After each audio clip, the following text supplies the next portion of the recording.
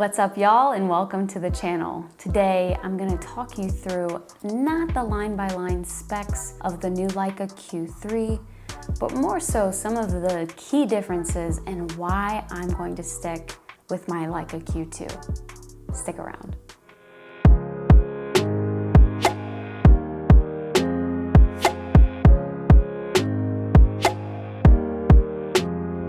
I purchased my Leica Q2 around December of 2022. So I've now had this baby for about 6 months and my experience has been absolutely phenomenal, as you would hope it would be for a $5,700 camera. In true fashion, for me at least, I know when I buy anything that's very expensive, it's without fail, the latest version comes out almost immediately after I purchase it. So Leica announced the new Q3 in May of 2023, and I was immediately pissed and frustrated that I had just bought this expensive Q2 and would I have to upgrade to the Q3. Here's a couple reasons why I'm not going to upgrade. Reason number one, the megapixel increase to me doesn't seem worth it. The Leica Q2 boasts already a 47 megapixel image sensor. Now, when I'm transferring from the Leica to my phone, it already takes up a ton of space when I'm shooting RAW, which is what I like to do just given the enhanced flexibility that I have in Lightroom Mobile.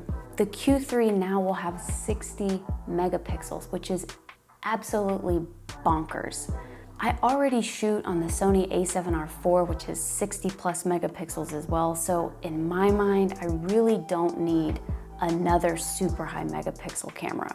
The one good thing about 60 megapixels with this Leica Q2 would be the flexibility with the digital zoom. So I have a video talking a little bit about this digital zoom and how it works. So having the additional megapixels could be beneficial, but ultimately, it's not a deal breaker for me. The next enhancement with the Q3 is the tilt screen. And I get it, it makes you have a lot more flexibility to be able to shoot low or position your camera high and be able to see what you're shooting. I get it. That's not why I bought this camera. I bought this camera because it's clean, it's simple. I personally, some of y'all may disagree, drop a comment below. I don't want a tilt screen on this camera. It's just one more thing that could potentially break that I don't want to have to pay to replace. The next update with the Q3 is video quality. So currently the Leica Q2 boasts 4K video. And again, I did not buy this camera to be a video camera. I'm shooting on it right now. So the fact that the Q3 now has 8K, I don't know. I mean, it's cool, but can you tell the difference between 4K and 8K? One big advancement they did with the Q3 that personally I would have loved to have seen with the Q3 is the introduction of a USB-C and HDMI port. I mentioned already, I'm not going to be doing video, so the HDMI port is not as important to me. However, being able to charge via USB-C without having to take the clunky charger when I travel would be really, really nice. Now, mind you, having had this a little over 6 months now, I really haven't had any issues with the battery dying on trips. So I've contemplated buying an extra battery, but honestly, haven't really needed it. But being able to have the USB-C port would be the ultimate flexibility that I would be looking for in this camera. The other thing I do love about the Q3 is the personalization. They've added the shutter screw so you can add a soft shutter button. They've introduced new lens hoods.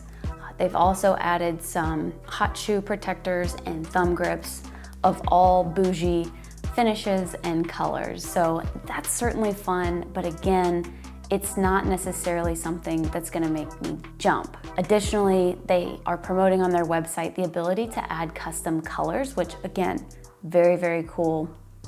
Not enough to make me drop $6,000. So if you're watching this and contemplating purchasing the Q3 or the Q2 as a new Leica user, I personally really think the Leica Q2 is more than enough. It's everything you need in an everyday carry camera.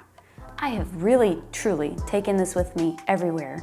I've snapped some incredible photos using just about every feature this camera has, and I really look forward to continuing to put this Q2 through the ringer.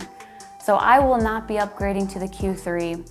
I know a lot of y'all have said you have the Q2 monochrome or the Q2 in general. So are you upgrading to the Q3? Let me know down below.